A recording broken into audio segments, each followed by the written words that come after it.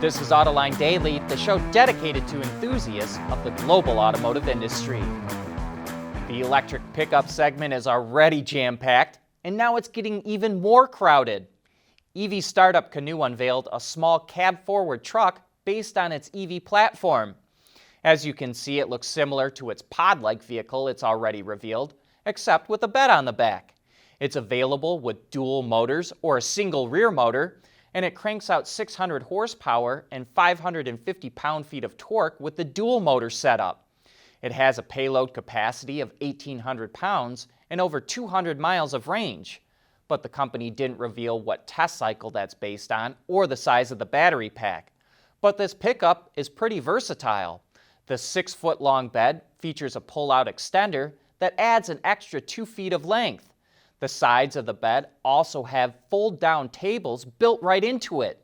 The sides feature a hidden step for easier access to the bed, and the bed comes with dividers to help keep items separated. It has a front cargo storage area that includes a fold-down work table with electrical outlets, and the truck can be converted into a camper. Canoo will begin taking pre-orders for the pickup in the second quarter of the year, but deliveries won't start until early 2023. Jeep is finally providing details about the all-new Wagoneer and Grand Wagoneer, which both start getting delivered in the second half of this year. The full-size SUVs ride on a heavily modified version of the Ram 1500's chassis and includes changes like a fully independent rear suspension.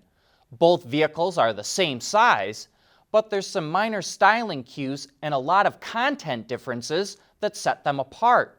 We think the biggest visual cue is the treatment of the hood just above the grille. On the Grand Wagoneer, it kind of tucks under a bit, which hides the lettering of the vehicle name. But you'll notice other differences in the grille design, lighting accents, and even the wheels. Under the hood, the Wagoneer comes standard with a 5.7-liter V8 with 48-volt tech that produces over 390 horsepower and is mated to an 8-speed automatic. The Grand Wagoneer also features an 8-speed auto, but it's powered by a 471 horsepower 6.4-liter V8. When properly equipped, either setup can tow up to 10,000 pounds.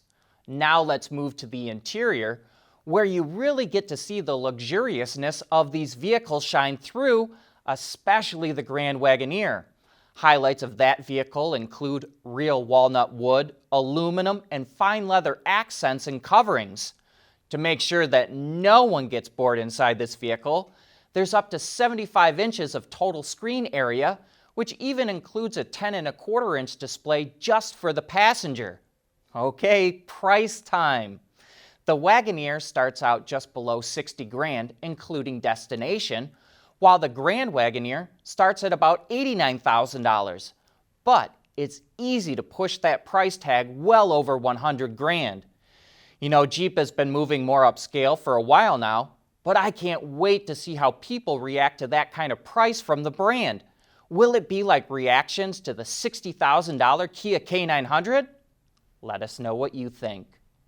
And let's stick with pricing for a moment, because it's possible to get a Toyota Mirai right now for well under $20,000. Sounds too good to be true, but here's how it works out. The base XLE trim starts at $50,495, including destination charges. But from now until the end of March, Toyota is offering a $20,000 incentive for anyone that uses Toyota financing, which includes zero interest for up to 72 months. That only gets us part of the way. The federal tax credit for a fuel cell is up to $8,000, while California is also giving out another $4,500. That brings the price of the XLE to $17,995.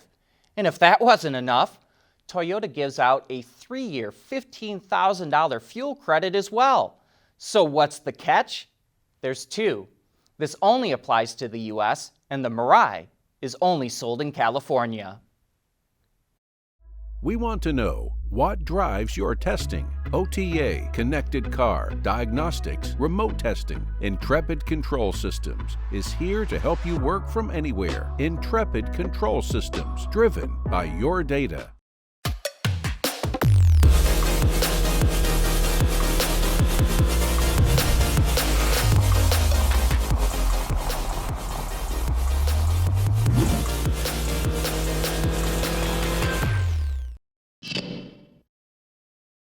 Hey, we've got a great Autoline After Hours coming up this afternoon with Mike O'Brien, who used to run product planning in North America for Toyota and Hyundai. So how do automakers actually go about figuring out which segments they need to be in? Well, we're going to take you inside the product development process. So join John and Gary for an insider's view of how automakers think. In China, Dongfeng is coming out with a pretty good Level 2 system that was developed by ZF, working together with Mobileye and Hella. Mobileye supplies the camera system, while Hella makes the short-range radar, and ZF does everything else. The system provides a 360-degree view of what's going on around the car, and that in turn allows for functions such as adaptive cruise control with automated lane changes, traffic jam assist, traffic sign recognition, and automated garage parking. Importantly, the system meets the EU's NCAP goals for 2025. ZF calls it Co-Assist L2 Plus and claims it's the most affordable Level 2 system available, and we believe it. It's going on the Dongfeng Aeolus Yixuan, a compact sedan that sells for under $15,000. You know, we usually don't report on teaser images that automakers dribble out one after another, because all they're trying to do is use the media to give them more coverage. But Infiniti put out this video of a camouflaged QX60 with a reasonable amount of information about its all-wheel drive system. Instead of using electromagnetic coupling to engage the rear wheels, it uses sensors to predict when to engage the rear axle.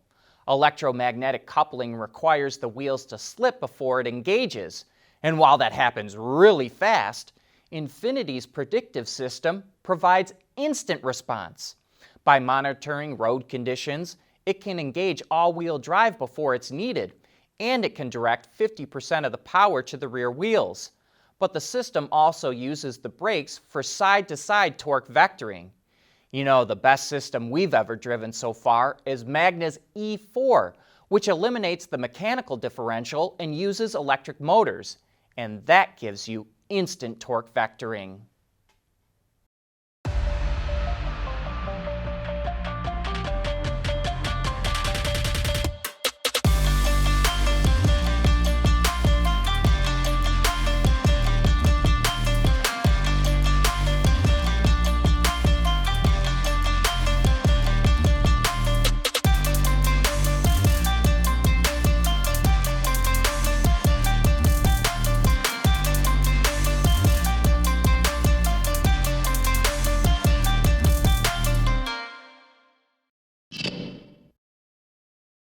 Hey, we don't have any commentary from John today because we got a lot of great news, but he will be back.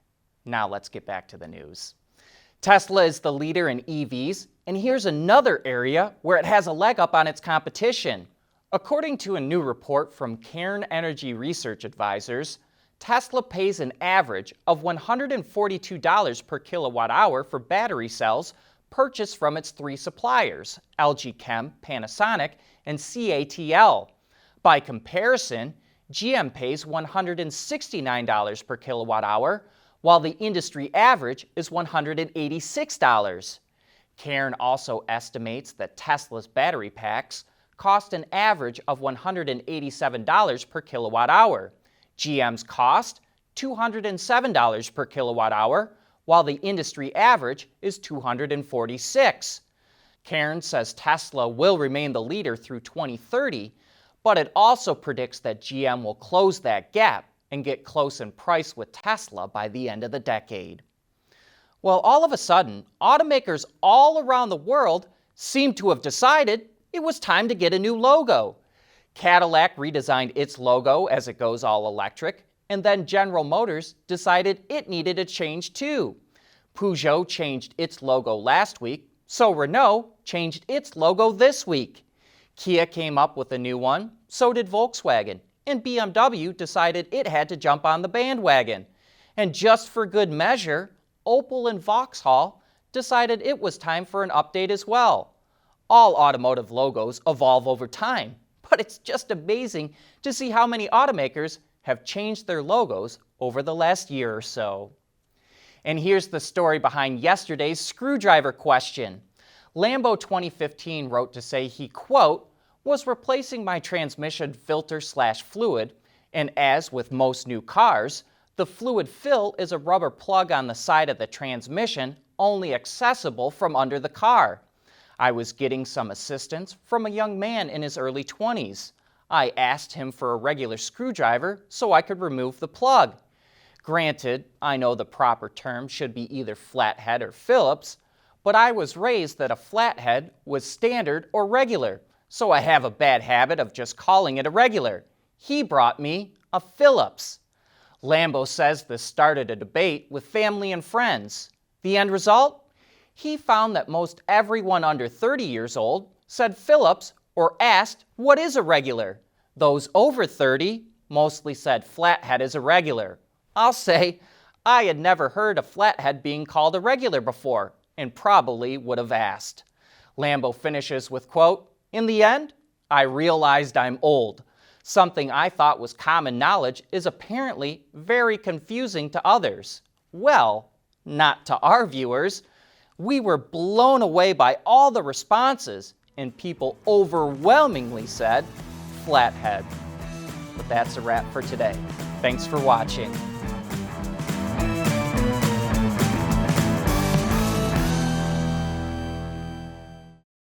Autoline Daily is brought to you by Bridgestone, solutions for your journey.